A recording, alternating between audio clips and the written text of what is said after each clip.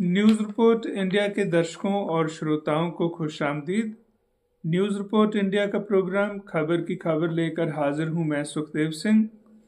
आज के इस प्रोग्राम में हम यूएसए के राष्ट्रपति डोनाल्ड ट्रंप और उनके सहयोगियों द्वारा भारत के संबंध में दी गई कुछ स्टेटमेंट्स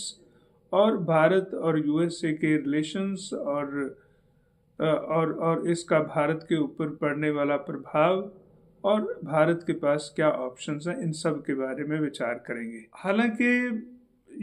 जो डोनाल्ड ट्रंप हैं उन्होंने बहुत सारी स्टेटमेंट्स दी हैं भारत के संबंध में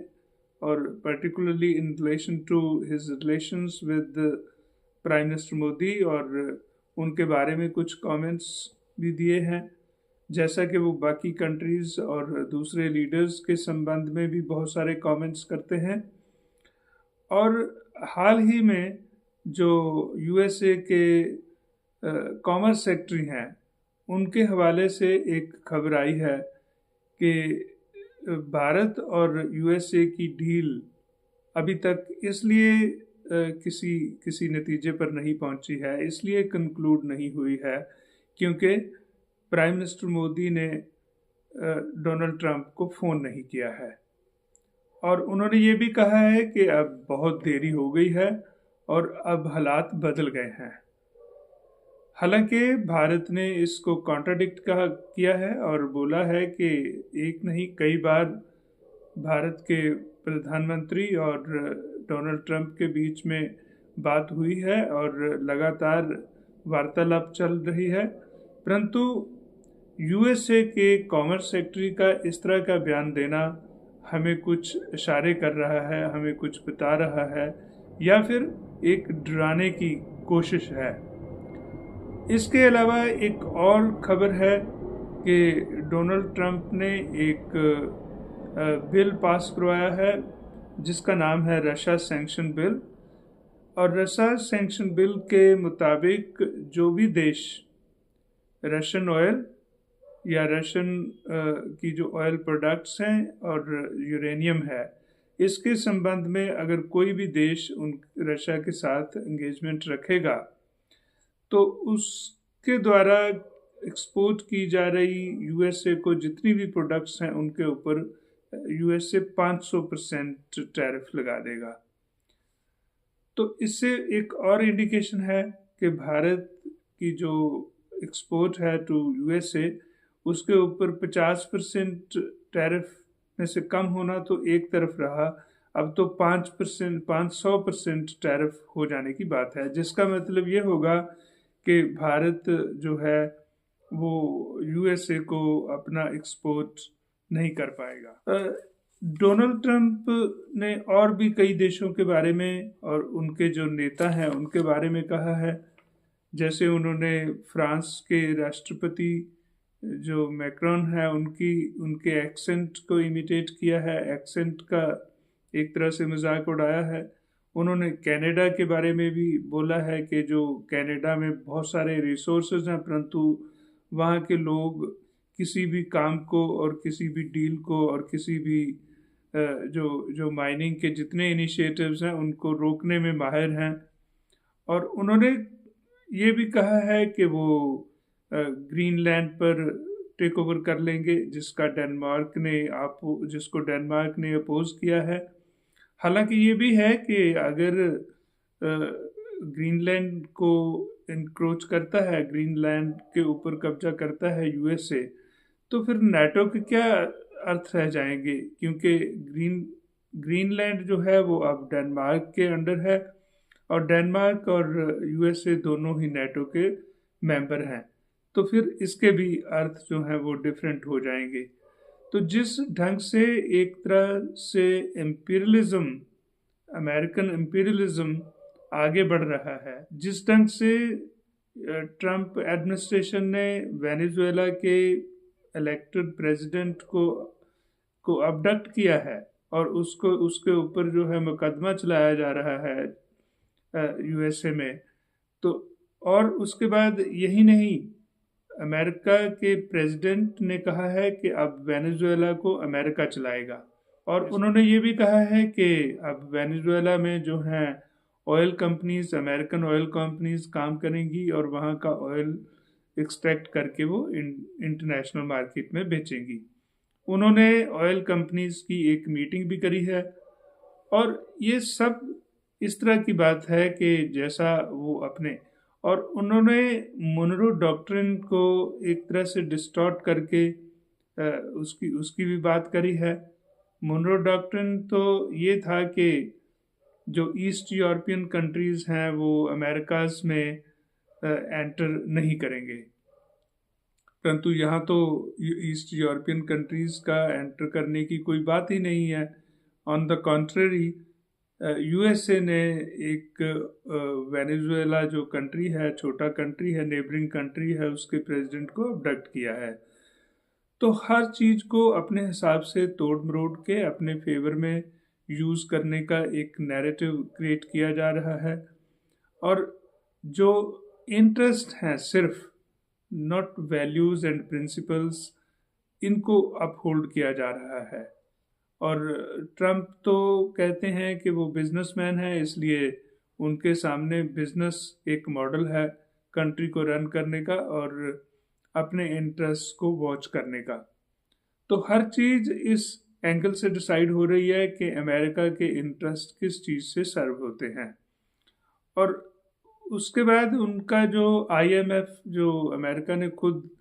एक तरह से उन्हीं के इनिशिएटिव से क्रिएट किया गया था सेकंड वर्ल्ड वॉर के बाद, और UN जो है, और जो वर्ल्ड बैंक है, ये सब इंस्टीट्यूशंस जो हैं, इनके प्रिंसिपल्स और इनके जो वैल्यू सिस्टम्स जिस तरह से डिज़ाइन किए गए थे, उनकी कंप्लीट वायलेशन हालांकि पहले भी हुई है, परंतु अब तो बिल्कुल ही एक तरह से हद पार, रेड लाइन जो है वो क्रॉस हो गई है। तो ऐसे हालात में भारत जो है वो क्या करेगा? भारत जो है वो क्या USA के पीछे ही लगा रहेगा कि USA अपनी जो है डील इसके साथ फाइनल कर ले? इस हालात में भारत के पास ऑप्शंस जो रह जाती हैं वो ये हैं कि वो एक तो अपने इंटरनल जो मार्केट है उसमें सुधार लाए और उसकी एक तरह से उसी में काम करना। जैसा हम देख रहे हैं कि बाहर के कंट्रीज जो हैं वो इंडिया की मार्केट को यूज़ कर रहे हैं, तो इंडिया खुद अपनी मार्केट को क्यों नहीं टैप कर सकता? और इसी के साथ जो भारत है वो ईस्ट यूरोपियन कंट्रीज और एशियन जो कंट्रीज हैं इनके साथ अपना व्यापार बढ़ा सकता है। और भारत जो है, जो पहले रशिया से मुंबई तक, मॉस्को टू मुंबई जो एक इंटरनेशनल ट्रांसपोर्ट कॉरिडोर जो बनाने की कोशिश है, उसको भी आगे बढ़ाने में और एक्टिव रोल प्ले कर सकता है, ताकि एक ट्रेड का जो है अल्टरनेटिव इकोनॉमिक ऑर्डर को डेवलप किया जा सके, जिसके ऊपर अमेरिका का उस ढंग से कंट्रोल ना रहे जिसको वो अभी यूज़ कर रहा है। अगर हम चाहते हैं कि हम इंटरनल मार्केट को हम अपनी को यूज़ कर पाएँ, तो इसके लिए एक तो हमें जो है अपने जो करप्शन है उसके ऊपर चेक लगाना ज़रूरी है। ऑनेस्ट एंड एक ट्रांसपेरेंट सिस्टम क्रिएट करना ज़रूरी है। भारत के जो इंटरनल सोशल एनवायरनमेंट है, सोशल फैब्रिक है, वहाँ पर बजाय टेंशन्स क्रिएट करने वाली जो पॉलिसीज़ हैं या करने वाले जो जो जो कुछ लोग हैं, उसकी बजाय एक तरह से हार्मनी और एक तरह से पीस वाला एनवायरनमेंट क्रिएट करना जो है वो रिक्वायर्ड है। ये एक तरह से एक हमारी कमजोरी रहेगी जिसको international forces particularly America use कर सकता है, क्योंकि जिस ढंग से वो एक्शन ले रहा है, जिस ढंग से उसने वेनेजुएला के प्रेसिडेंट को अबडक्ट किया है और जिस ढंग से वो बाकी कंट्रीज को थ्रेटन कर रहा है और जिस ढंग की स्टेटमेंट्स दिए जा रहे हैं, इस सबको ध्यान में रखते हुए हमें जो है वो अपना सारा सिस्टम रीडिज़ाइन करने की ज़रूरत है। और एजुकेशन को इम्प्रूव करना बहुत ज़रूरी है। एजुकेशन को इम्प्रूव करने के लिए Indian education services on the pattern of Indian administrative services या इंडियन पुलिस सर्विसेज या इंडियन फॉरेन सर्विसेज, इसके पैटर्न के ऊपर ही इंडियन एजुकेशन सर्विसेज जो है वो क्रिएट